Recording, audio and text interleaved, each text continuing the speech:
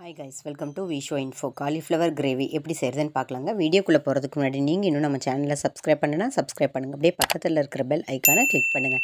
அப்போ தான் நான் போஸ்ட் பண்ணுற வீடியோ எல்லாத்தையும் நீங்கள் உடனே பார்க்கலாம். வீடியோக்குள்ளே போகலாங்க. தாபா ஸ்டைல் காலிஃப்ளவர் கிரேவி செய்ய போகிறேன். அதுக்கு தேவையான பொருள்லாம் பார்க்கலாம். காலிஃப்ளவர் சுடு தண்ணியில் உப்பு போட்டு நான் ஃபில்ட்ரு பண்ணி வச்சுருக்கேங்க. அடுத்தது ஆனியன் கட் பண்ணி வச்சுருக்கேன், டொமேட்டோ கட் பண்ணி வச்சுருக்கேன், பச்சை மிளகாய், இஞ்சி பூண்டு, 2 சிகப்பு மிளகாய், பட்டை, கிராம்பு, சோம்பு, ஏலக்காய் இதெல்லாம் எடுத்து வச்சுருக்கேன். அதுக்கப்புறம் தயிர் தேவைப்படும் இந்த கிரேவி செய்கிறதுக்கு. கரம் மசாலா, தனியா பவுடர், சில்லி பவுடர், டர்மரிக் மஞ்சள் பவுடர், கசூரி மேத்தி கடைசியாக சேர்க்க போகிறோம். காலிஃப்ளவரை வதக்கும்போது இந்த சிகப்பு மிளகாய் தூள், உப்பு, மஞ்சள் தூள் தேவைப்படும். கடலை மாவு இந்த கிரேவிக்கு ஒரு திக்னஸுக்காக டேஸ்ட்டுக்காக சேர்க்க போகிறோம். தாபா ஸ்டைல் அப்படிங்கும்போது ரொம்ப டிஃப்ரெண்ட்டாக இருக்கும், சூப்பராக இருக்கும். ட்ரை பண்ணி பாருங்கள். ஒரு பேனை ஹீட் பண்ணி அதில் 1 டேபிள் ஸ்பூன் ஆயில் சேர்த்துருக்கேன். அப்புறம் 1 டேபிள் ஸ்பூன் கீ சேர்த்துக்கலாம். நீங்கள் முழுக்க கீ போட்டு கூட செய்யலாங்க, நம்ம விருப்பம் தான். ஆனால் 2 சேர்த்து செஞ்சோம்னா டேஸ்ட்டு சூப்பராக இருக்கும். இப்போ இது ஓரளவுக்கு மெல்ட் ஆகிட்டுருக்கு. இந்த ஸ்டேஜில் நாம் சுடுதண்ணியில் போட்டு ஃபில்ட்ரு பண்ணி வச்சுருக்க காலிஃப்ளவரை சேர்த்துக்கலாம். இப்போ இதை நல்லா மிக்ஸ் பண்ணிக்கலாங்க. நல்லா இந்த எண்ணெயிலையும் நெய்யிலையும் நல்லா கோட் ஆகிற மாதிரி நல்லா மிக்ஸ் பண்ணிக்கணும். அதுக்கப்புறம் நம்ம தனியாக ஒரு சிகப்பு மிளகாய், உப்பு, மஞ்சள் தூள் எடுத்து வச்சோம். அதையும் சேர்த்து நல்லா ஓரளவுக்கு நல்லா ட்ரையாக பரட்டி எடுத்துக்கலாங்க. நல்லா ரோஸ்ட் ஆகிற வரைக்கும் ட்ரையாக பரட்டி எடுத்துக்கலாம். நம்ம சேர்த்த காலிஃப்ளவர் இந்த அளவுக்கு கீயோட ஆயிலோட ரோஸ்ட் ஆனது போதுங்க. இப்போ இதை அப்படியே தனியாக எடுத்து வச்சிடலாம். வேறு ஒரு பேன் எடுத்து வச்சுருக்கேங்க. பேன் ஹீட் ஆகிட்டுருக்கு. இதில் இப்போ நம்ம ஆயில் வந்து ஒரு 4 டேபிள் ஸ்பூன் ஆயில் சேர்த்துக்கலாம். நாம் சேர்த்த ஆயில் ஹீட் ஆகிடுச்சு. இப்போ ஒரு 1/2 டீஸ்பூன் கடுகு சேர்த்துக்கலாம். கடுகு வெடித்த உடனே நாம் onion, tomato, green chilli, red chilli, இஞ்சி பூண்டு பேஸ்ட்டு, ஹோல் கரம் மசாலா எல்லாம் சேர்த்துருக்கோம்ல, அதெல்லாம் ஒவ்வொன்றா சேர்த்து ஆரம்பிச்சிடலாம். ஃபஸ்ட்டு அந்த மசாலா சேர்த்துக்கலாம். அதுக்கப்புறம் சிகப்பு மிளகாய், அப்புறம் பச்சை மிளகாய், இஞ்சி பூண்டு பேஸ்ட்டு சேர்த்துக்கலாம்.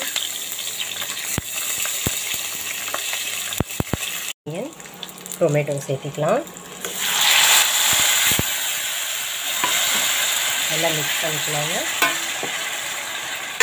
இதெல்லாம் நல்லா ஓரளவுக்கு வதங்கட்டுங்க. நல்லா வதங்கினா தான் டேஸ்ட்டாக இருக்கும். நல்லா வதங்கட்டும்.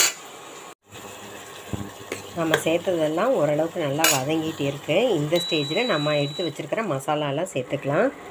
பாருங்கள், கரம் மசாலா இதெல்லாம் எடுத்து வச்சுருக்கோம்ல, இப்போ அதை வந்து சேர்த்துக்கலாங்க. இதையும் சேர்த்து நல்லா பரட்டி எடுத்துக்கலாம். இன்னும் கொஞ்சம் நேரம் வதங்கணும். நல்லா வதங்கட்டுங்க, பார்க்கலாம். நாம் சேர்த்த மசாலாலாம் நல்லா வதங்கிட்டுருக்கு. இந்த ஸ்டேஜில் நாம் தயிர் எடுத்து வச்சுருக்கோம், அதை சேர்த்துக்கலாம்.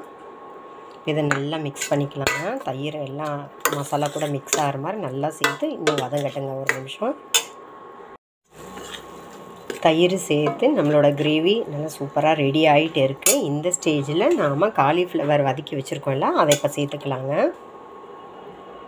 இதையும் சேர்த்து இப்போ நல்லா வதக்கி எடுத்துக்கலாங்க. நல்லா ஒரு நிமிஷம் வதங்கட்டுங்க. காலிஃப்ளவர் கிரேவி காலிஃப்ளவரோட கொதித்து நல்லா வதங்கி ரெடி ஆகிட்டுருக்குங்க. நம்ம கடலை மாவு எடுத்து வச்சுருந்தோம், அதில் தேவையான அளவுக்கு தண்ணி சேர்த்துக்கலாம். தண்ணி சேர்த்துட்டு கரைச்சிக்கலாங்க. கரைச்சிட்டு இப்போ அதில் மிக்ஸ் பண்ணிக்கலாங்க. அந்த கிரேவியில் நல்லா கரைச்சிக்கலாம். பாருங்க, காலிஃப்ளவர் கிரேவி ரெடி ஆகிட்டுருக்கு. இந்த ஸ்டேஜில் நம்ம கரைச்சி வச்ச கடலை மாவை சேர்த்துக்கலாங்க. கூடையே இது நல்லா கொதித்ததுக்கப்புறம் தேவையான அளவுக்கு தண்ணி எந்த அளவுக்கு தேவைப்படுதோ நம்மளோட கிரேவிக்கு தகுந்த திக்னஸ் அதுக்கு தகுந்த மாதிரி நம்ம நல்லா சேர்த்துக்கலாங்க. இது ஒரே ஒரு செகண்ட் கொதிக்கட்டுங்க. காலிஃப்ளவர் கிரேவி கொதித்து ரெடி ஆகிட்டுருக்கு. கடலை மாவோடு சேர்த்து அதோட பச்சை வாசனை போகணும். அதனால் நல்லா கொதிக்கட்டுங்க. இப்போது இந்த கிரேவிக்கு தகுந்த தண்ணியை இப்போ நம்ம தாராளமாக எவ்வளோ வேணுமோ அவ்வளோ சேர்த்திக்கலாங்க. இப்போ நம்ம சேர்த்த தண்ணி இந்த மசாலாவோட மிக்ஸ் ஆகணும். அதனால் நல்லா ஒரு கொதிக்கட்டுங்க. அவ்வளோதான். இப்போ நம்ம டேஸ்ட்டை செக் பண்ணிட்டோம்னா சூப்பராக நம்மளோட காலிஃப்ளவர் கிரேவி ரெடி ஆகிடுச்சுங்க. ஒரு கொதிக்கட்டும். நம்ம தண்ணி சேர்த்ததுனால தனியாக நிற்கிது. அந்த கிரேவியோடு நல்லா மெர்ஜ் ஆகணும். ஒரு நிமிஷம் கொதிக்கட்டும். பாருங்கள், நம்மளோட தாபா ஸ்டைல் காலிஃப்ளவர் கிரேவி சூப்பராக ரெடி ஆகிடுச்சிங்க. க்ரஷ் பண்ண கசூரி மேத்தி இருந்தால் உங்கள்கிட்ட இருந்தால் தாராளமாக சேர்த்துக்கோங்க. இதுவும் நம்மளோட கிரேவிக்கு செம்ம டேஸ்ட்டை கொடுக்குங்க. கடைசியாக நம்ம கட் பண்ண கொத்தமல்லி இலையை போட்டு இறக்கிடலாங்க. நல்லா மிக்ஸ் பண்ணிவிட்டு ஒரு பவுலுக்கு மாற்றிட்டு நான் உங்களுக்கு காமிக்கிறேன். சூப்பராக எம்மியாக நம்மளோட காலிஃப்ளவர் கிரேவி ரெடி ஆகிடுச்சு. எப்போவும் செய்கிற மாதிரியாக இருந்தாலும் இது தாபா ஸ்டைல் ட்ரை பண்ணி பாருங்கள். சூப்பராக இருக்கும். இது ஒரு பவுலுக்கு மாற்றிக்கலாங்க.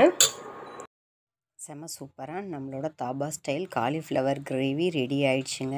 ஈஸியான ரெசிபி, ரொம்ப சிம்பிளான ரெசிபி. இது எல்லாருக்கும் பிடிச்ச ரெசிபி. ட்ரை பண்ணி பாருங்கள். சூப்பராக இருக்கும் டேஸ்ட்டு. சூப்பராக ரெடியான காலிஃப்ளவர் கிரேவியோட சப்பாத்தி சூப்பராக இருக்குங்க. எல்லா டிஃபன் வெரைட்டிஸுக்கும் நல்லாயிருக்கும். சப்பாத்தி மட்டும் இல்லை, பூரி, நான் எல்லாத்துக்குமே நல்லா இருக்குங்க. இட்லி தோசைக்கு கூட சைட் டிஷ்ஷாக சூப்பராக இருக்கும். எல்லாத்துக்குமே ஆப்டாக இருக்கும். ட்ரை பண்ணி பார்த்துட்டு சொல்லுங்கள் டேஸ்ட் எப்படி வந்திருக்குன்னு. என்னங்க, இந்த ரெசிபி உங்களுக்கு பிடிச்சிருந்தா லைக் பண்ணுங்கள், ஷேர் பண்ணுங்கள், கமெண்ட் பண்ணுங்கள். ஞாபகமாக சப்ஸ்கிரைப் பண்ணுங்கள். ஓகே, பாய்.